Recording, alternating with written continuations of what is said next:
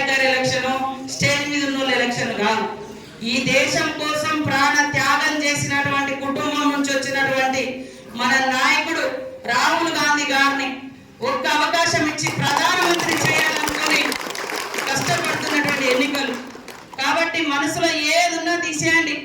మొన్న కూడా నేను కొన్ని నా ఎలక్షన్లలో ఒప్పుకున్నటువంటి అక్కడక్కడ గుడిలో, కమ్యూనిటీ హాల్స్, మరి మసీదులో, చర్చిలో కొన్ని ఇచ్చినాం.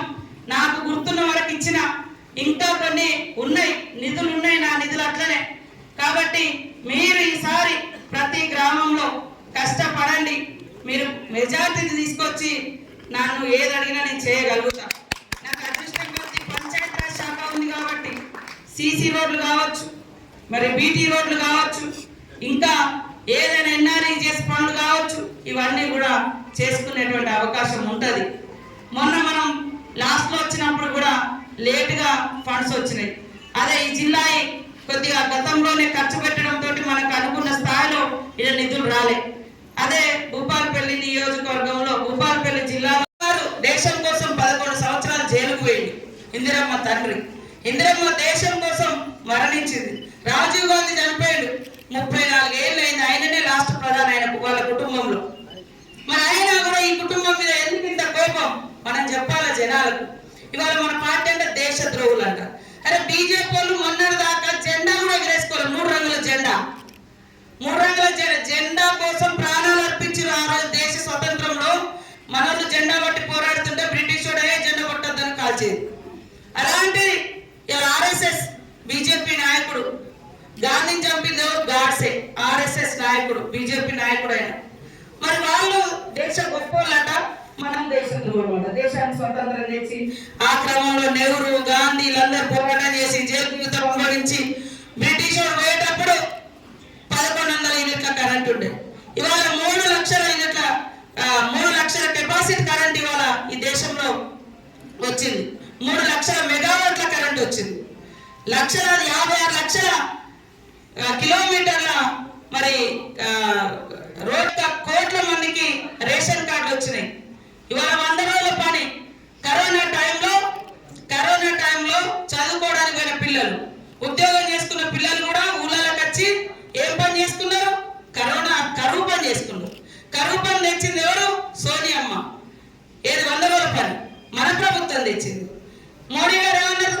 గిన్నెలు కొట్టండి, లైట్లు వెలిగియండి అన్నారు. మరి గిన్నెలు కొట్టి లైట్లు వెలిగితే కరోనా పోయిందా? ఆకలి తీరిందా? కాబట్టి వాళ్ళు ఏం చేసి 10 ఏళ్ళని అడిగితే అక్షింతలు ఇస్తున్నారు. ఏమని అంటే హిందూ ముస్లిం మైనార్టీ, హిందూ ముస్లిం మైనార్టీ, ఇదే పంచాయతీ. అరే ఈ దేశం ఉన్నప్పుడే, బ్రిటిష్ వాడు ఉన్నప్పటి నుంచే అన్ని మతాలు ఉన్నాయి. కాబట్టి అందరి యొక్క హక్కులను కాపాడుతూ రాజ్యాంగాన్ని రచించిండు అంబేద్కర్ గారు.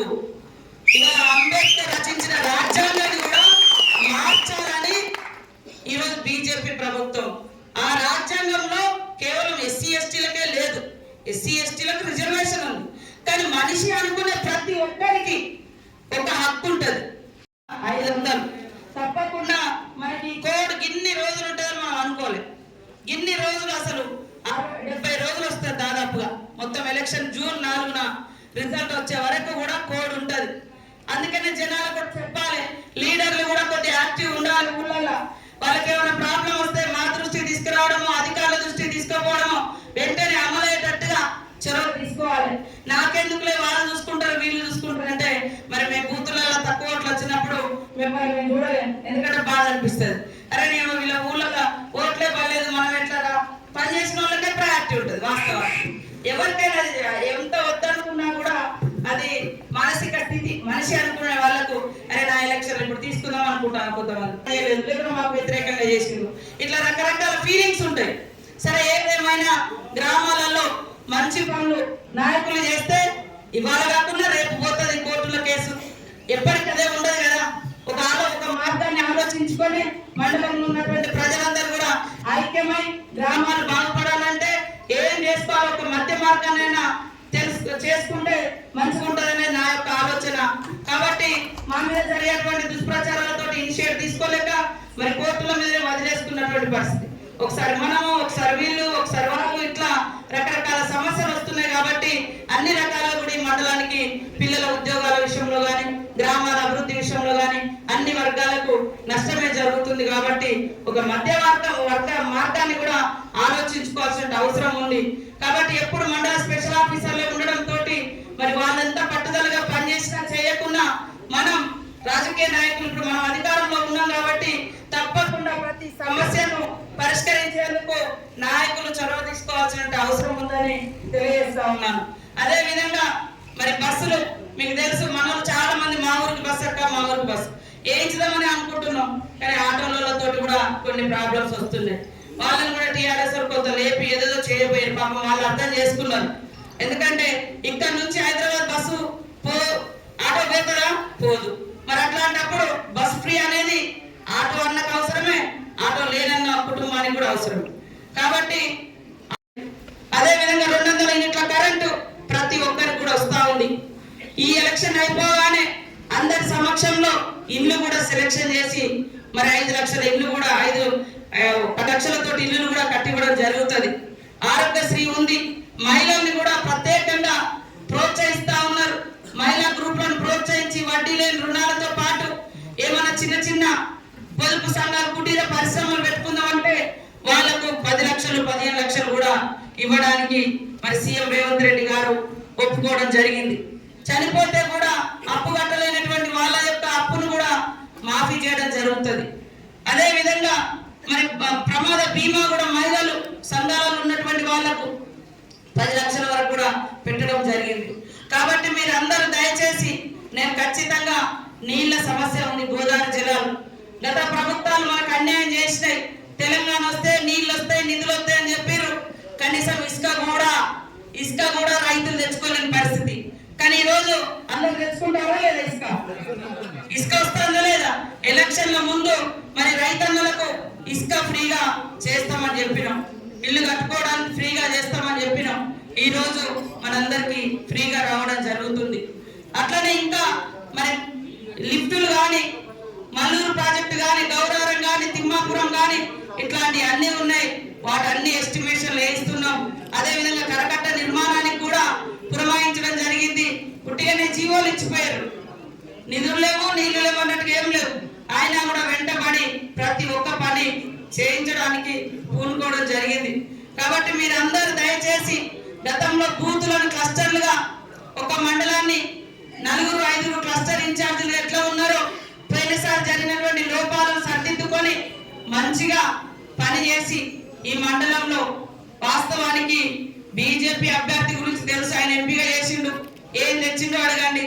మరి ఇప్పుడు నా కూడా ఎంపీగా చేసింది, ఏం చేసిండో అడగండి. మరి బలరాం నాయక్ గారి హయాంలో ఇందిరమ్మ ఇండ్లు వచ్చినాయి, రోడ్లు వచ్చినాయి, చేర్ల కాడికి రోడ్లు వచ్చినాయి, మరి ఇంకో స్కూళ్ళు వచ్చినాయి, అనేక స్కీమ్స్ వచ్చినాయి. కాబట్టి జైనింగ్ల విషయంలో కూడా అందరు వ్యతిరేకం కాకుండా ఓ పార్టీ రావాలని మీ అందరినీ కోరుతా ఉన్నా. ముఖ్యంగా పోయినసారి టిఆర్ఎస్ వాళ్ళు రకరకాల దుష్ప్రచారాలు చేసిరు, దుర్మార్గాలు చేసిరు, అన్ని చెప్పారు. కానీ నేను ఎక్కడ ఎవరిని వ్యతిరేకించలే, ఎవరిని దూషించలే. అందరినీ కడుపులో పెట్టుకొని కాపాడుకుందామని చెప్పినాం. అదే ముచ్చట చెప్పారు. కానీ వాళ్ళ హయాంలోనే అన్ని రకాల అనర్థాలని, వాళ్ళ హయాంలోనే అభివృద్ధికి నిధులు లేకుండా ఆటంకం చేసారు, వాళ్ళ హయాంలోనే ఎన్నో ఇబ్బందులు పెట్టారు. కానీ నేను అందరి క్షేమం కోరి ఎవరి బతుకులు వాళ్ళు బతుకుతూ, ఎవరి విశ్వాసాలు వాళ్ళు, ఎవరి నమ్మకాలు వాళ్ళు ముందుకెళ్ళాలి, అభివృద్ధి కావాలి అని కోరుతాము. ఇవాళ మరి అన్నట్టుగా ఖచ్చితంగా పంచాయత్ రాజ్ నుంచి, R&B నుంచి దాదాపుగా 300 కోట్లు వచ్చినాయి. ఇప్పుడు ఎలక్షన్స్ కాబట్టి అవి టెండర్ కాలేదు. మన దగ్గర అన్ని రోడ్లు దాదాపుగా మీ మండలంలో ఫారెస్ట్ కొనాలో కూడా కొద్దిగా తక్కువ ఉంటుంది. రోడ్లు ఏరియా ఏమేమి కంప్లీట్ కాలేదో అవన్నీ కూడా శాంక్షన్ చేసినాం. ఇంకా ఏమైనా ఉన్నా కూడా ఆ రోడ్లు కూడా తొందరలోనే ఎలక్షన్ కోడ్ దేశ చరిత్రలో 1952లో ఎలక్షన్ జరిగింది. ఫస్ట్ ఎలక్షన్ 52లో. ఆ తర్వాత అనేక ఎన్నికలు జరిగినాయి, కానీ ఇంత టైం ఎలక్షన్ల కోసం టైం పెట్టలే. దాదాపుగా 2.5 నెలలు అంటే 90 రోజులు కావస్తుందేమో, 3 నెలలు దగ్గర పడుతుంది. 3 నెలలు ఏం పనులు చేయాలన్నా కోడ్. మనం గతంలో కాంగ్రెస్ ఉన్నప్పుడు 20 రోజులలో ఎలక్షన్ కోడ్ ఖతం చేసేది, లేదా 30 రోజులు నెల రోజులు ఉంటుంది దేశం అంతా ఎలక్షన్ జరగాలి. ఇవాళ 60 రోజులు 70 రోజులు ఊళ్ళలో ఏ పని చేద్దామన్నా, ఏ కొబ్బరికాయ కొట్టట్లేదు, ఏ నీటి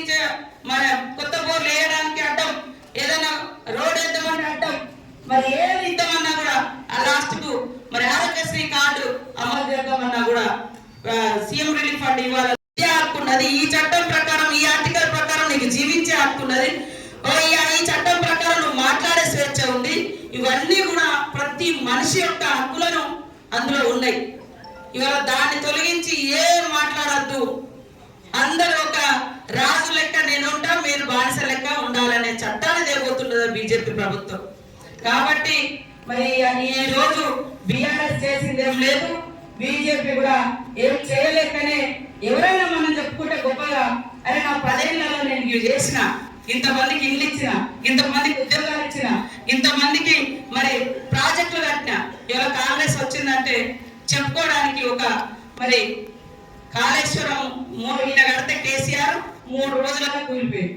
కడల్ ప్రాజెక్ట్ అయినా, ఎస్ఆర్ఎస్పి అయినా, నాగార్జున సాగర్ అయినా, శ్రీశైలం అయినా, ఇట్లాంటి అన్ని కూడా కాంగ్రెస్ కట్టింది. 50-60 నర్సింహ సాగర్ కూడా వెంకటరావు గారు కట్టింది కాంగ్రెస్ ప్రభుత్వం. 50-60 సంవత్సరాలు నిలబడ్డాయి. మరి మోడీ గారి ప్రభుత్వంలో ఒక్కటన్నా కట్టిరా? ఒక్కటన్నా? ఇవాళ ఊళ్ళలో ఉండే చెరువులు కూడా కాంగ్రెస్ నిర్మించింది. ఊళ్ళలో ఉండే చెరువుల కాలువలు పూడికలని వీళ్ళు తెచ్చిర్రు తప్ప టిఆర్ఎస్ ఆ పూడికలలో పెద్ద ఎత్తున దోసుకున్నారు. అందుకనే ఇవాళ వర్షాలు లేకుండా చెరువులలో నీళ్లు ఉండలేని పరిస్థితి. కాబట్టి దయచేసి అందరూ కూడా కష్టపడాలి. కాంగ్రెస్ చెప్పినటువంటి 6 గ్యారంటీలను ఒక్కొక్కటి అమలు చేస్తున్నాం. రైతు బంధు పడ్డది పర్లేదని తప్పుడు ప్రచారం చేస్తున్నారు. 100 ఎకరాలు ఉన్న వాళ్ళకు అంతలేదు, ఎందుకంటే వాళ్ళకి వల్లే. ఇంకా చిన్న సన్నకారు రైతులకు పడ్డది, 5 ఎకరాల వరకు పడ్డది. ఇంకా మిగతా వాళ్ళు ఎవరెవరైతే ఉన్నారో అందరికి కూడా పడ్డది. ఈ లోపు ఎలక్షన్ కూడా వచ్చింది కాబట్టి ఇబ్బంది అయింది. అదే విధంగా మనలాంటి ప్రాంతాలలో కూడా రైతులకు ఇబ్బంది ఉన్నది కాబట్టి అవి కూడా సవరించి అందరు రైతులకు మరి పానీలో పట్టాలు లేవు. ఎందుకంటే ఇక్కడ నిలబడ్డది బలరామన్నే కావచ్చు, కానీ అక్కడ మనం ప్రధానమంత్రి చేయాలనుకునేది మన నాయకుడు రాహుల్ గాంధీ గారు. రాహుల్ గాంధీ గారు ఈ దేశానికి ప్రధానమంత్రి అవడం చారిత్రక అవసరం. ఈ రోజు బీజేపీ వాళ్ళు ఎక్కడి పోయినా మోడీ గారు ఏం చేసినవయ్యా అని అడిగితే మరి పాకిస్తాన్ అంటారు, లేదా ముస్లిం హిందూ అంటారు, లేదా అక్షింతలు అంటాడు. అరే అక్షింతలు రేపు శ్రీరామనవమి వస్తే మనం అందరం తెచ్చుకొని చేస్తాం. ఊరూరులో రాముల పెళ్లి చేస్తామా చేయమా? సీతారాముల పెళ్లి చేస్తాం కదా.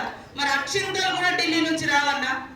మరి ఇదే కేంద్ర మంత్రిగా బలరామన్ ఉన్నప్పుడు ఢిల్లీ నుంచి ఇవాళ చూస్తున్నటువంటి ఏటునాగారం బ్రిడ్జ్ అయినా, లేకుంటే ఈ రోడ్లు అయినా, ఊరూరులో అంగన్వాడీ స్కూల్ అయినా, ములుగు ఏరియా హాస్పిటల్ అయినా, మనుగూరు ఏరియా హాస్పిటల్ అయినా, ఏటునాగరం మా హాస్పిటల్ అయినా, భద్రాచలం హాస్పిటల్ అయినా ఆ రోజు వారు నిధులు తీసుకొచ్చారు. మరి వాళ్ళ యొక్క ఇల్లు ఇచ్చిందా కేంద్ర ప్రభుత్వం? ఒక పిల్లగానికి సంవత్సరానికి ఈ దేశంలో 2 కోట్ల ఉద్యోగాలు ఇస్తామన్నారు. ఒక్క పిల్లగానికైనా ఉద్యోగం ఇచ్చిరా? మనం 450 సిలిండర్ ఇచ్చిన కాంగ్రెస్ కేంద్ర మంత్రిగా బలరామన్ ఉన్నప్పుడు. మరి దాన్ని తగ్గిస్తామన్నారు, 1200 చేశారు.